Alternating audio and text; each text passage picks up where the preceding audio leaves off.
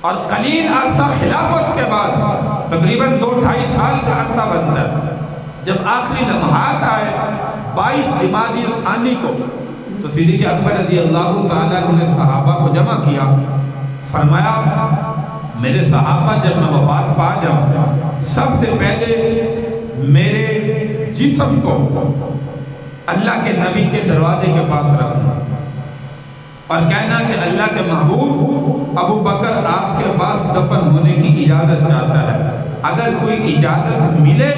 اللہ کے نبی کے ساتھ روضہ رسول میں دفن کر دینا، اگر آواز نہ آئے اجازت نہ ملے تو پھر جہاں پہ عام مسلمان مدفون ہے وہیں پہ مجھے بھی دفن کر دینا۔ صحابہ سارے سوچ رہے تھے، حضرت عمر رضی اللہ تعالیٰ عنہ، حضرت عثمان غنی، علی بن المرتضیٰ، بڑے بڑے قبائل صحابہ موجود ہیں، وہ سارے اپنے دماغ میں سوچ رہے تھے یہ کیسے ہو سکتا ہے کہ صدیق اکبر ایسے الفاظ کہہ رہے ہیں۔ لیکن جب آپ وفات پا گئے، 4 پائی کو اللہ کے نبی کے روضہ رسول کے دروازے کے پاس رکھا گیا اور فرمایا یا رسول اللہ، آپ کا ساتھی ابو بکر یہاں پہ دفن ہونے کی اجازت چاہتا ہے۔ یاد رکھیے سارے صحابہ نے اپنی آنکھوں سے یہ منظر دیکھا کہ خود بخود روضہ رسول کا تالا کھلا، خود بخود جو ہے وہ دروازہ کھلا اور یہ آواز آئی حبیب کو حبیب کے ساتھ جو ہے وہ ملا دیا جائے۔ صحابہ اتنے متعجب ہوئے تو ابو بکر صدیق کی بات کو کوئی اہمیت نہیں دے رہے تھے، یہ تو حقیقت ہو گئی کہ جیسے ابو بکر صدیق رضی اللہ تعالیٰ نے فرمایا تھا ہم نے 4 پائی کو رکھا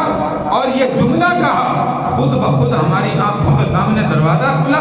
اور خود بخود جو ہے وہ آواز آئی۔ اسی لیے یاد رکھیے اللہ کے نبی کے ساتھ دائیں طرف سیدنا صدیق اکبر رضی اللہ تعالیٰ عنہ کی اس کے بعد قبر کشائی کی گئی اور وہاں پہ سیدنا صدیق اکبر رضی اللہ تعالیٰ عنہ کو جو ہے وہ دفن کیا۔ آج بھی روضہ رسول کے اندر تینوں ساتھی جو ہے وہ مدفون ہیں،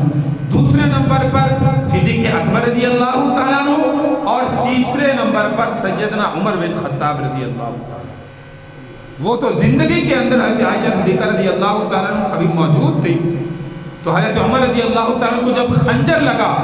تو آخری لمحات میں اپنے بیٹے حضرت عبداللہ کو حضرت عائشہ صدیقہ رضی اللہ تعالیٰ عنہ کے پاس بھیجا، انہوں نے اجازت برآمد فرمائی، اس کے بعد وہاں پہ دفن کیا گیا۔ قیامت کے دن اسی طرح اللہ کے نبی نے فرمایا کہ جب سارے انسان قبروں سے اٹھیں گے، فرمایا میں بھی اپنی قبر مبارک سے اٹھوں گا، اور فرمایا دائیں طرف صدیق اکبر اٹھیں گے،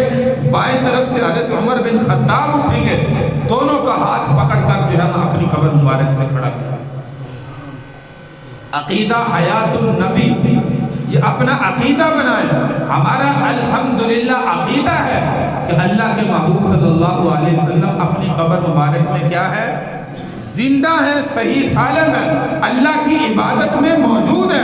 یہ نہیں کہ جیسے عام انسان آپ رکھ کے چلے آتے ہیں، کچھ سالوں کے بعد دیکھیں تو ہمیں ہڈیاں نظر میں آتی ہیں۔ اللہ کے نبی اللہ کی عبادت میں مشغول ہے، اور یہاں پہ ہمارا عقیدہ اور ایمان ہے کہ اللہ کے نبی صلی اللہ علیہ وسلم جس جگہ پہ مدفون ہے اس کو جنت کا ٹکڑا کہا جاتا ہے، جنت کا حصہ کہا جاتا ہے۔ یہ دنیا کے اندر جو ہے وہ جنت ہے، ایک آسمانوں میں جنت ہے، ایک دنیا میں اللہ نے جو جنت بنائی ہے مدینہ منورہ میں، یہ ریاض الجنہ کا حصہ جو ہے وہ جنت کا حصہ ہے۔ اللہ تبارک و تعالیٰ سے دعا ہے کہ اللہ تعالیٰ ہمیں بھی ان صحابہ کرام رضی اللہ عنہم اجمعین کے نقش قدم پر اللہ چلنے کی توفیق عطا فرمائے۔